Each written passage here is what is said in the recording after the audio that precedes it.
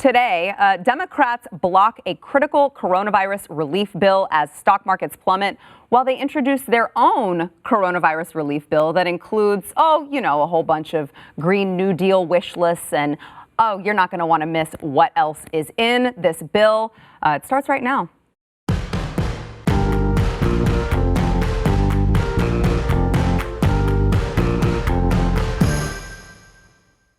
Welcome to the news and why it matters. I am Sarah Gonzalez. We are still here. The lights are on, and we are still bringing you the news and commentary that we know you so need right now because you're stuck at home and there's nothing else to do.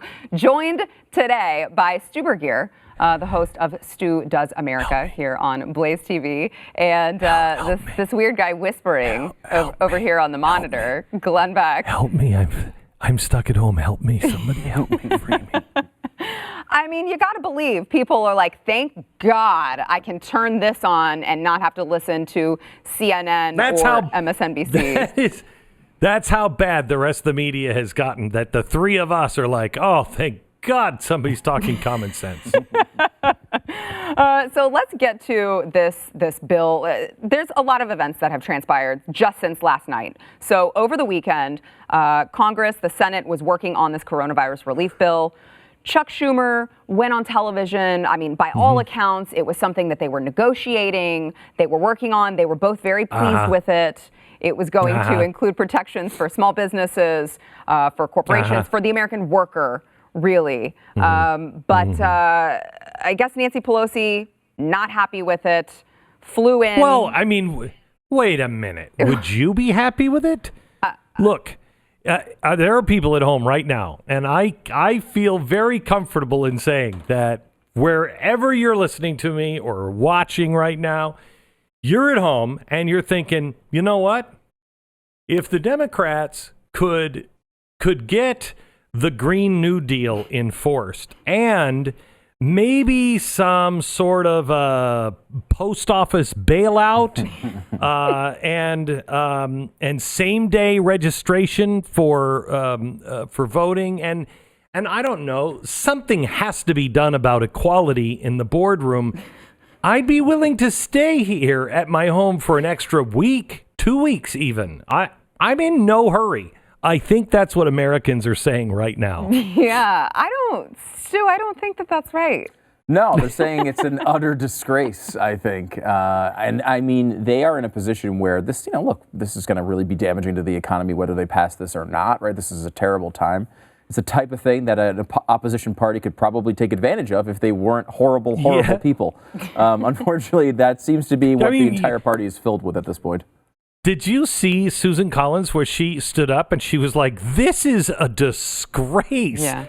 Susan Collins is not on our side. She's not, she usually agrees with them. She's like, you people are sick. Yeah, it was quite a scene. Same with Mitt Romney, which when you consider Mitt Romney is basically a Democrat now, he's really speaking out against his own party, which is really, really crazy to see in this day and age.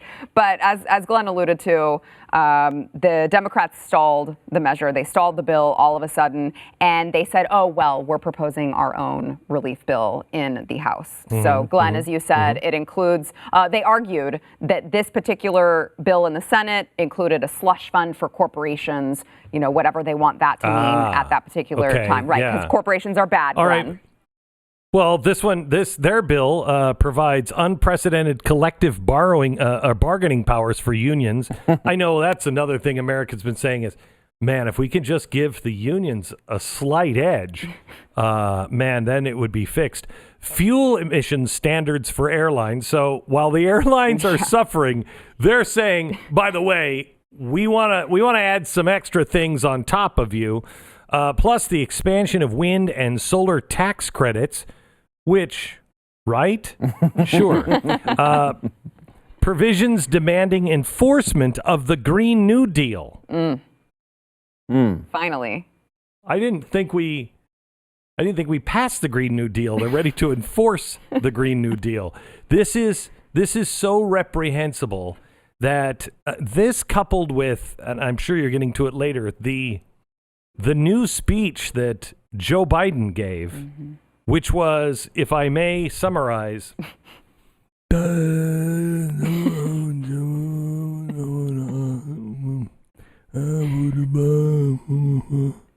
That's pretty which I succinct. thought he said very, very well. He does not look good, and he is they've just propped him up. You know how in the 1800s, late 1800s, early 1900s, people didn't have picture of their children. And so the only time usually you would go take a picture is if it was some big event or if somebody died. And so the mortuary would actually prop up the dead people and the family would stand around them so they could get a picture. So a lot of times those kids in those pictures are dead. I'm not making this up. Dead. It's the same thing. They're doing the same thing to Joe Biden. He's just standing there. They're propping the lovely Jill on each side, and he's like, Well,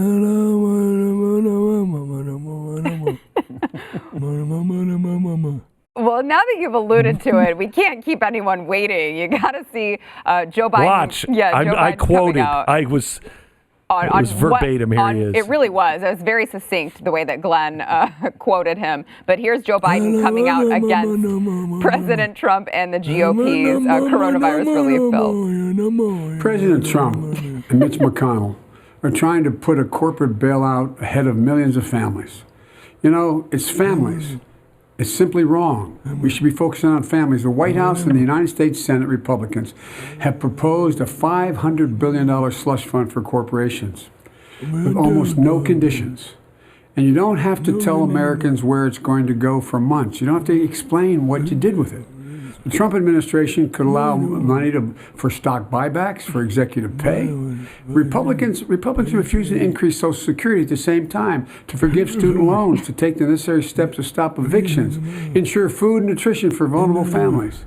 Senator McConnell should immediately allow a bipartisan vote on aggressive measures to help small businesses, workers, communities, so they reflect what they need and so they can get moving, so we can help them now. This is a time to help families, communities, and small businesses. People trying to pay their mortgages or their rent, student loans, urgent bills. They need help. They shouldn't have to pay for a corporate handout before they get the help they need. They need the help now. Now, I mean, if only corporations did involve people and workers and weren't just these weird entities. Well, they don't. Right. So they don't. No, they don't. No American. Look, I don't want a corporate bailout. Right. I don't want a corporate bailout either. I don't want them using this for buybacks. I'm offended by the fact that all of this money is already leaving the Fed, and they are buying up all the stock on Wall Street. The Fed is. And then they're giving this money to the banks, but the banks aren't loaning it to small business people. It's hard to get a loan again. I'm offended by that, and I don't want that to happen again. But this idea that Joe Biden is the one. Look, I was watching all your money during TARP, and only lost a couple of billion, and I know I didn't lose it. Some of it went to my family, and I know that's grotesque to a lot of people, but I think a lot of people would rather have it go to my family. Stu, what are your thoughts? It's an interesting strategic play here by them, right? It's like you've already, Schumer came out publicly and said this was a bipartisan bill. He was really encouraged about the progress. They were very close. Just on what? Saturday? Yeah. Sunday? Yeah, Saturday or Sunday, yeah. And then he comes out and says, oh, this is a GOP bill. I can't believe what they're doing here. It definitely seems like Nancy Pelosi runs the ship. I mean, I did not know Chuck Schumer was subservient to Nancy Pelosi, but apparently he is. I guess this is an okay strategy if, they try to jam a bunch of stuff in here last minute. Everybody knows this bill is going to pass and needs to pass eventually. So they probably will. The GOP probably will give on some of the stuff, and maybe that's a worthwhile. They shouldn't. No, They shouldn't. I don't think so No, either. they shouldn't. They shouldn't give up. Will, they shouldn't give 1 inch. Yeah, but they shouldn't. They shouldn't. I mean, it's crazy. Is this the first time they've started to get things right? I'm not talking about their bill. I'm talking about the way they handle it. This is the first time that I have seen them actually be aggressive. Last night, what's his name? Turtleface. Mitch McConnell. He stands up in front. He stands up in front of the Senate, and he's like, well, I'm really offended right now. And normally I would just roll over and I would do something probably even worse than what the Democrats wanted.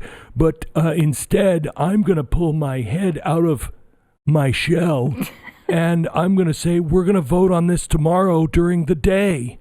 And then we'll let the people decide.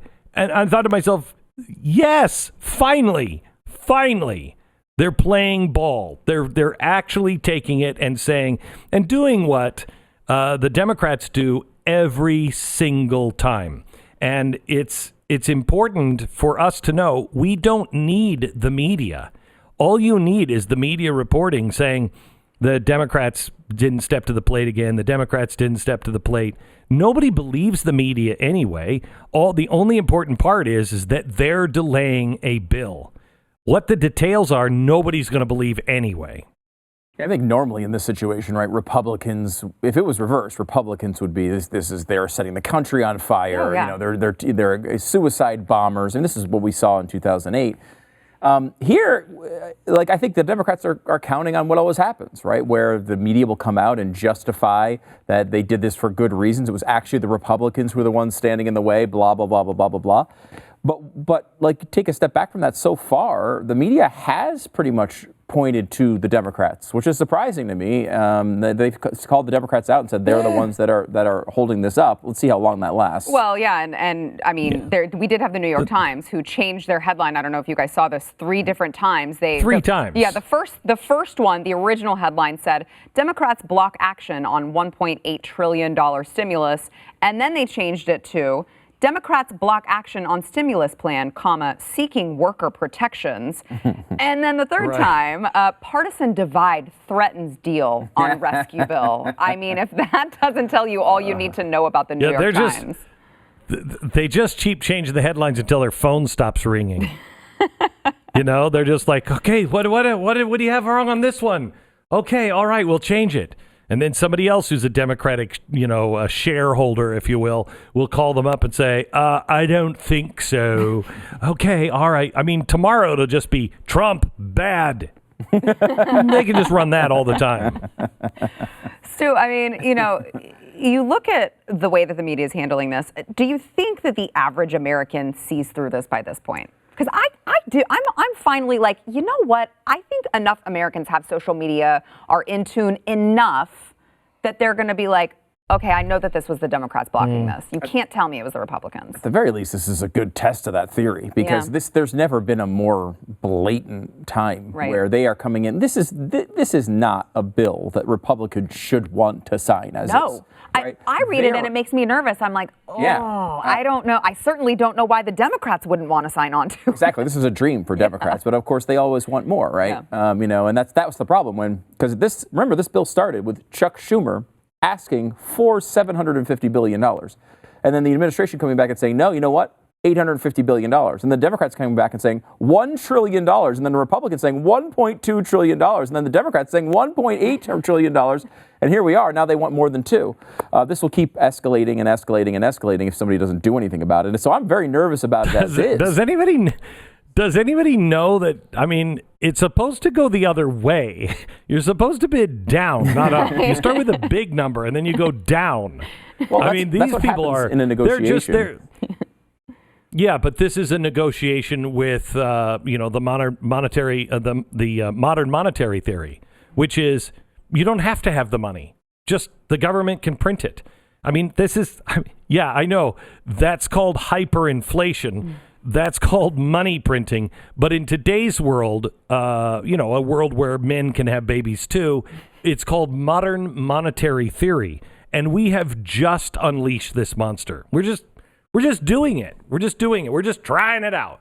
And once, as Weimar found out, once you unleash this, there isn't any going back. When the Fed said today, you know what? For the stock market, whatever it takes, got a big checkbook right here. No, you don't.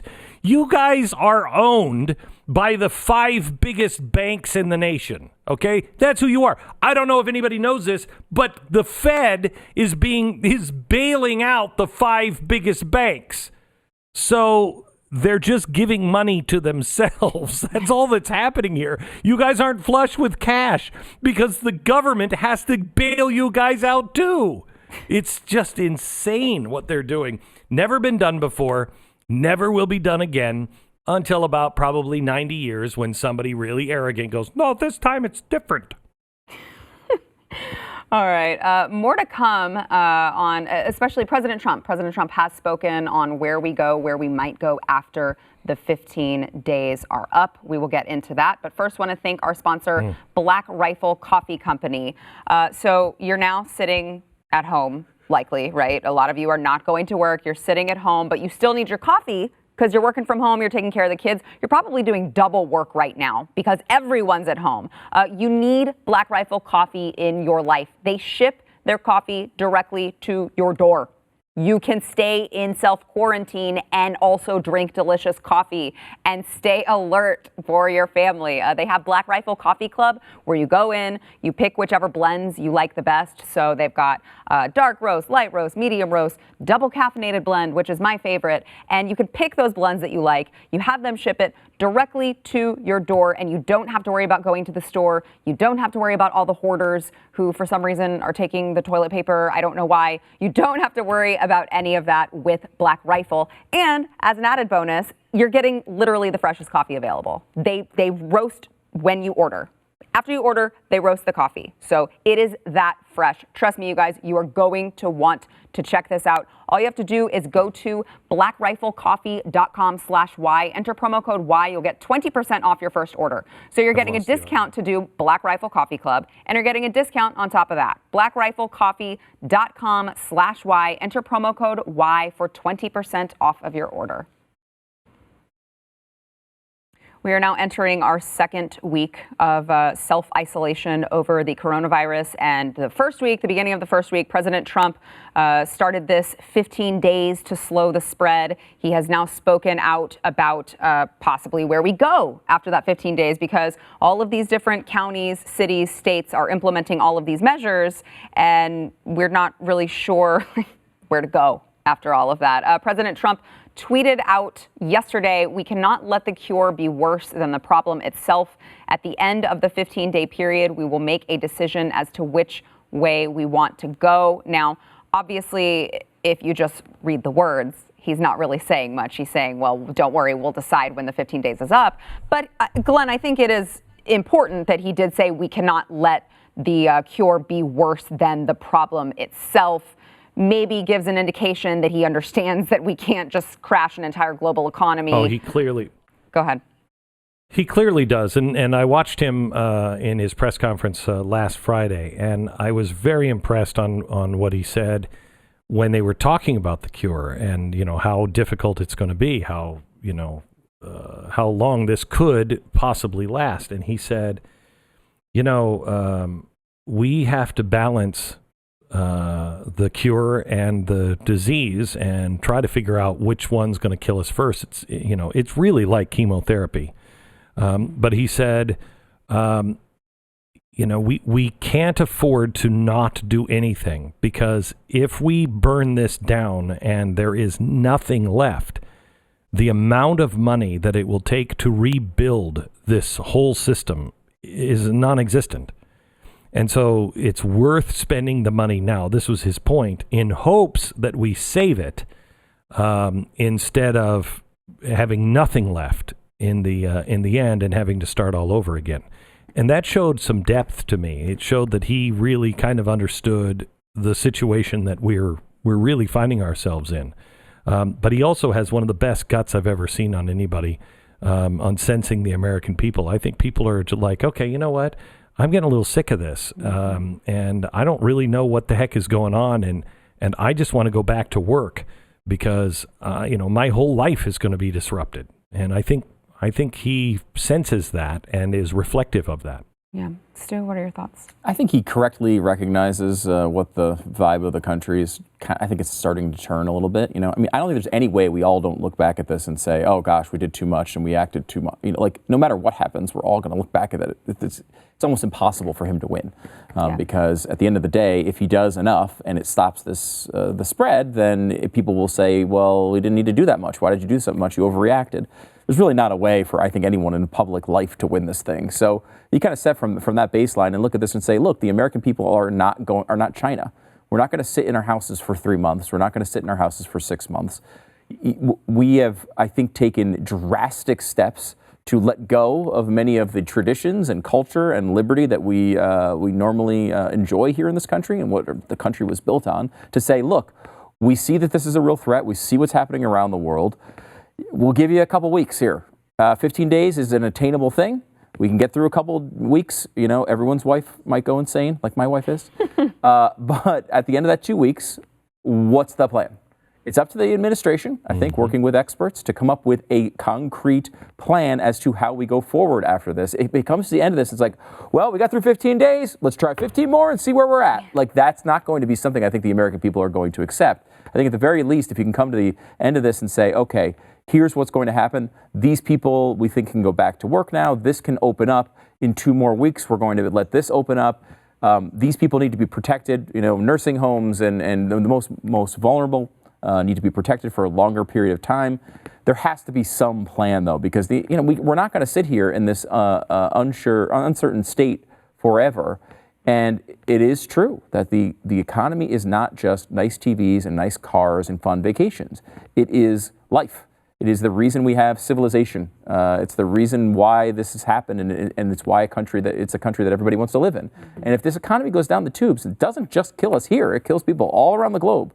We are the economic engine for the world, and we better make sure that we protect that while understanding that this is a real threat. And if we can just do enough to minimize that threat as much as possible without overrunning the rest of it, that's the sweet spot. It's not going to be an easy spot to find, and I do fear that after this, no matter what happens, even if Trump is able to nail this perfectly, there's going to be plenty of material to be able to look back and doubt and pick it apart.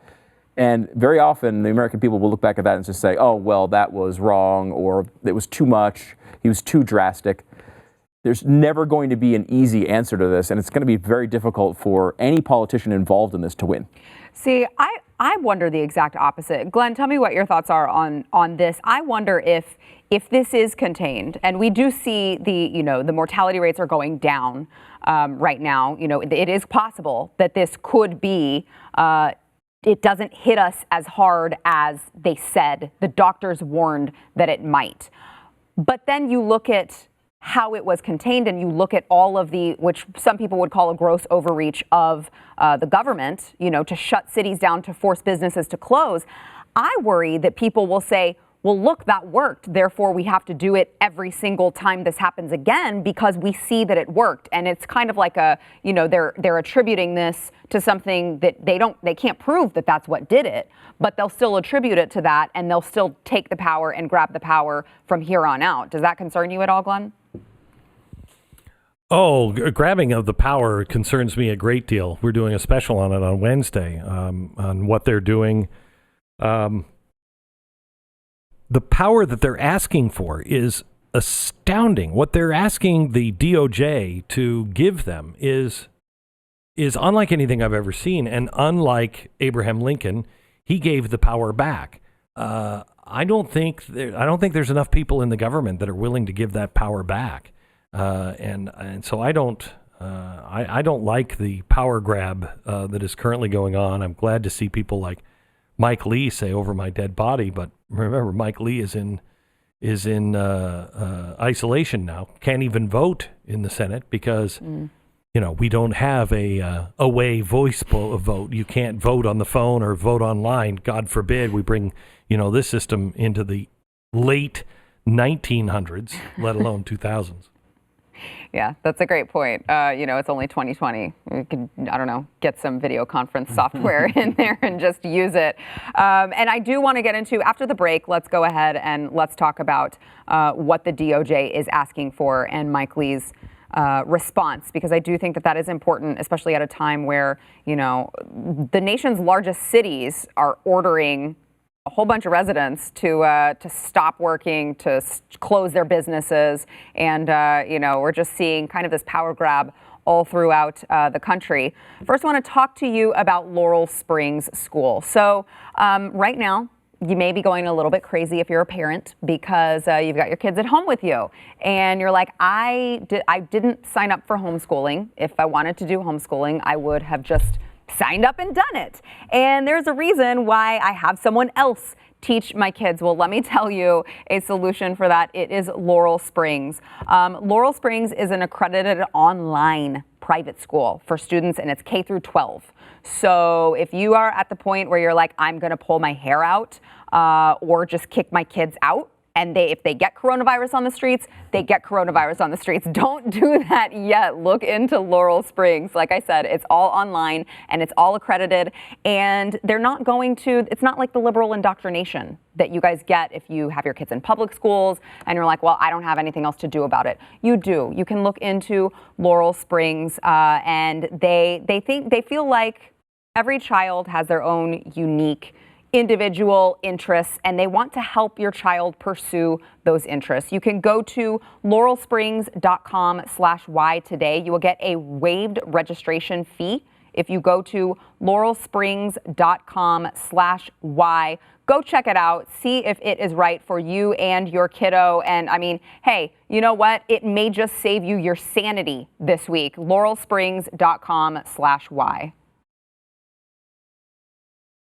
The Justice Department has quietly asked Congress for new emergency powers due to the coronavirus outbreak. Now, this includes the power to ask chief judges to indefinitely detain people without trial. That's weird, because I could have sworn that was like super illegal, but whatever. They've also proposed numerous other emergency measures. Let's see, it would essentially permit indefinite detention. And Glenn, your buddy Mike Lee spoke out about it. He was, again, as succinct as Joe Biden, but in a different way, I think. He just tweeted out the Politico article and said, "Over my dead body," and responded and said, "If this is a joke, it's not funny." I have a feeling you agree with him, Glenn. Not a joke. I do. I'm concerned because after he tweeted that, he went into quarantine. He may have the COVID-19, the China virus. So I hate to have him joke like that. It's not a joke. This is what they're doing, and you know, they're not alone. The government is taking extraordinary actions right now. And we have got to pay attention to what they're doing, because what they're doing is remolding the world. You know, when a world is about to collapse economically, we either go into a massive crisis to distract everyone, and then when it's reset, everybody says, "Oh well, at least we're out of our houses. At least we're all back to work," and things, you know, change a lot in a crisis like this. Don't let a good crisis go to waste. But the Justice Department asking for the opportunity, and I understand why. Look, if there's a real problem and the system is completely overwhelmed, you know, what are you going to do? You're just going to release them on the streets? Yeah. No, I hope not. I also hope not.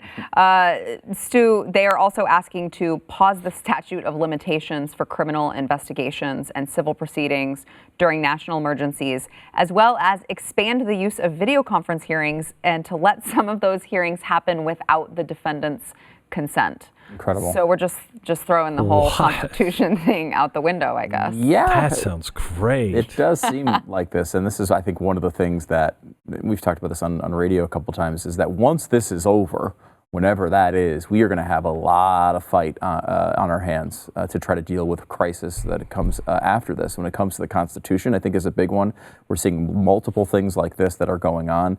I mean, I think the idea, we joked about Mike Lee being in quarantine, because he hung out near Rand Paul, who was going to the gym while he's waiting for test results, which is a bizarre choice. But now we have dummy, stop it. I know. Now we have multiple, Republicans and also, Mitt Romney who are not available to vote, which is a big thing in a vote when we have this going on. I think that does need to be addressed. I mean, there's an argument that it's unconstitutional to not have them meet in person because of some of the writings, the Federalist Papers and such at the time. That's going to need to be investigated. We're going on Stu Does America tonight. Another big crisis that we haven't even started to talk about, which is everything that we're doing in this country means nothing if we have no border security with Mexico, because Mexico is doing literally nothing against this virus. They are not testing. They are letting everyone go to soccer games and festivals. They're one of the only countries in the world who's basically ignoring this as a threat at all. Their president is going around and hugging and kissing children in the streets, and they're doing all the stuff that you're not supposed to do. And they tell us as of right now, they have about 300 cases in all of Mexico. Oh, well, great. We can just trust them. Yeah, which is, by the way, they have 350 times the population of Iceland. But Iceland, an island in the middle of nowhere, has twice as many cases as Mexico. I think it's pretty obvious that if this is as big a threat as we've been told, and it runs rampant through Mexico, what's going to happen when they get to the end of that and they realize that they have an Italy on their hands? Well, there's a country right across the border right there that doesn't seem to ever want to enforce its borders, that's got trillions of dollars flowing towards public health as we speak. It's a massive danger and another major crisis we may need to fight against once this is over. And it's another reason why we can't let this economy die, right? We have to be able to do whatever we can to protect the people most vulnerable and still be able to bring the economy along, because we're going to have constitutional issues, border issues, health issues, issues on basic things like voting. When's the next time they can hold a primary in this country? When's the next time a vote can actually happen? Can a convention happen? All these are big questions that we're about to face. Well, you have to have a convention because you have to get Cuomo to be the nominee. Oh, geez. Because I mean, I think this is a possibility, because look at Joe. I mean, he don't want to be bad in States. I mean, look at him. There's no way he's going to make it to November. He's just not going to be all there. And who's going to do it? Cuomo is the guy. Cuomo could so easily be like, I felt bad for Joe as I snuffed him out with a pillow last night, but I guess there's no one else but me to stand up and run for president. So you're saying text Cuomo to 30330? We'll go to.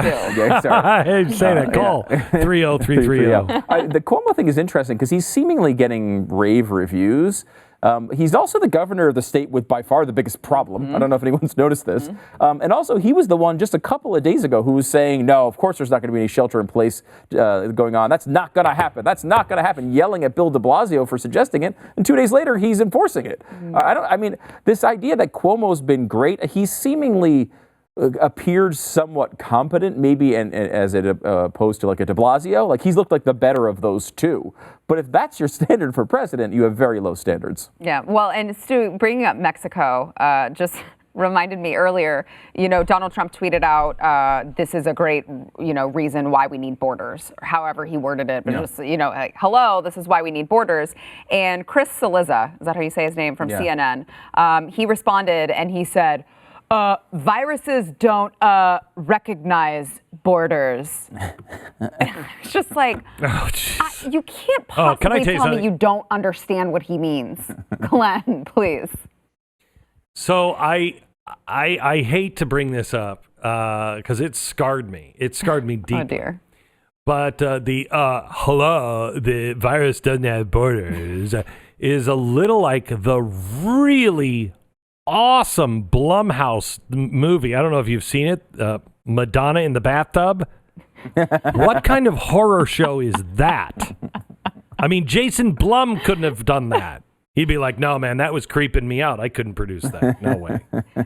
Well, now that you Did said you see it? I feel like we have to play it. Now that you said it, we have it. And I feel like we should probably warn viewers.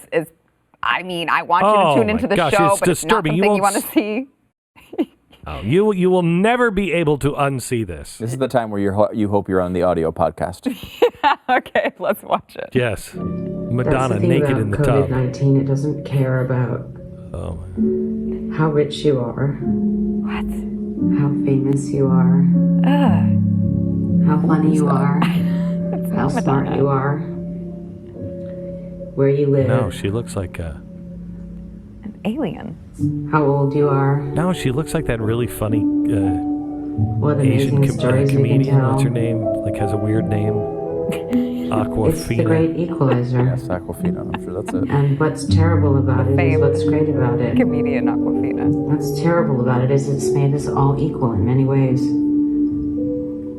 And what's wonderful about it is that it's made us all equal in many ways. Like I used to say at the end of Human Nature every night, we're all in the same boat. And if the ship goes down, we're all going down together. What on earth is And that? the really creepy music in the background. It's Yes. like, what? Like It's like the first day. It's like her first day with Twitter. She's like, wait, I can record something, and I could it just spills out onto people's phones. So weird. It strikes me as That's almost what like one of happened. those things that where she recorded that without music, and then like one of her enemies added the music to show how creepy it was. It's actually how she designed it. Like, doesn't it seem like they've almost And it's memed just like her with so the music? weird. She said, yeah, it's she's sitting there and she's like, you know, that's the thing about coronavirus. It doesn't matter if you have money or not. I have a really expensive tub and some very expensive faucets here.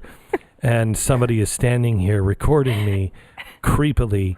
And I've got rose petals all around me in the bathtub. But it doesn't care how rich I am, which I'm so rich. Look at me. Look at the place. Look at the bathroom floor. I'm so rich. And it doesn't care. It doesn't It's so weird. Like the only excuse for that video is that she was being held hostage and we didn't know it. And they came and they're like, "You must record this video about coronavirus." Like at least that would explain it. Like I don't even. What is she even attempting to do? Stay relevant. Yes, and I love. It's true, and I love the idea. That's really what it. Yeah, that's Yeah. really what it feels like. That's it. I've got to be relevant. It says, it's just like tying in the latest news story. But the part where she's like, it's just made a lot of us equal. It's like, what? So you didn't think we were equal before? Like, it's so revealing of like what she thinks about the rest of humanity. It's like I've always thought I was way above you, and then look at this. I've got rose petals in my bathtub. Do you? You don't have rose petals. I have a person. That's their only job is to put the rose petals in around me. And Make it's a sure they different don't person than stick this guy. to my That's skin. the bathtub filmer. That is a different job than the rose petal putter inner. Back in a minute. It's just crazy. You know what? I think it makes us all equal. Well, not equal. I'm still more. Glenn, you were telling us over the break about, I guess, Daniel Day Kim, the actor from Lost. He was diagnosed. He had the coronavirus? He had coronavirus. As far as I understand, he had coronavirus, and he said that he started taking the drug that the president came out with last week and said, hey, there's some studies that, we're not done here. So, we have to do the studies ourselves, but this is an old drug and it might be able to save some people's lives. Well, he's crediting it with saving his life. There's another guy in Florida that this weekend, he kissed his family goodbye and gave him, said, see you later, I'm going to die. Then the doctor came in and said, here, try this. Took that drug. He's better now. Wow. He's like, it's gone. And he said it happened within 2 days. I don't understand why we're not hearing more about this drug and why the media doesn't even seem interested in this. Why is the media saying, oh, this is crazy? Especially because Daniel Day-Kim's came out and said that this was instrumental and part of the real reason why South Korea turned things around so quickly. Well, why don't we know that? That's a great point. Well, and I mean, I think probably the ultimate answer to that is that the media doesn't care, because what I have seen the media say about these potential life-saving medications, including this one that is used for malaria, is how many people in Nigeria have overdosed on this drug.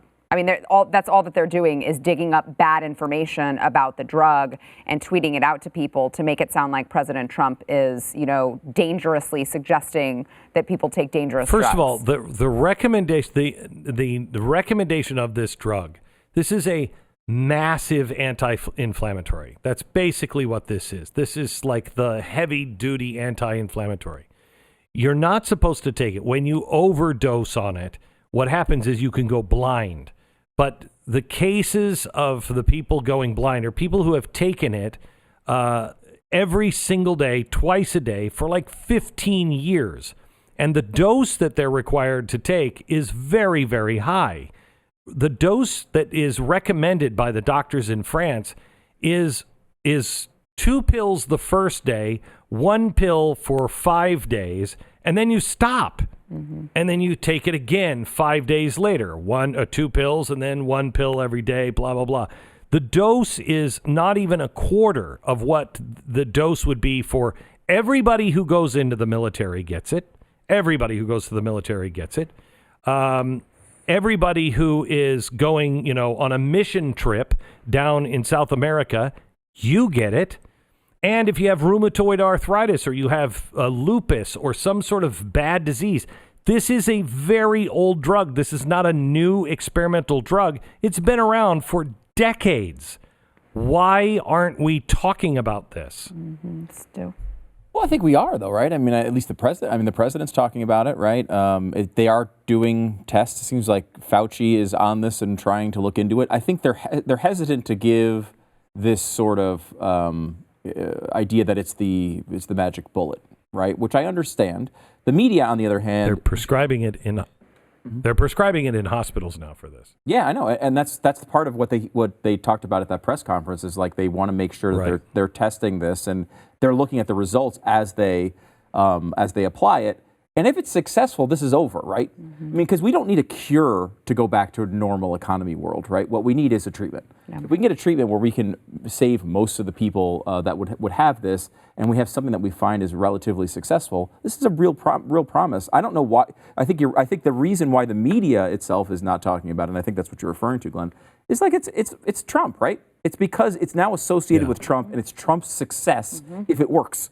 And that's too big a hill for them to climb. Yeah. Last word, Glenn. And I have to tell you, this is a relatively inexpensive drug because it is generic. Now it's been out for so long, we could make it quickly, and it's not just a supposed cure. It also is preventive. If you take it before you get it, it kills it when you first encounter it. Mm-hmm. I mean, it couldn't be a better medicine for this. If indeed it works. I just would like to hear more about it. Yeah. All right, back in a minute. That would mean the media would have to do their job, Glenn. All right, Friday's poll, will government intervention in response to coronavirus ultimately help or hurt the economy? Interesting split here, 50% hurt and about 50% help, 49.6. Hurt and help, evenly split down the middle.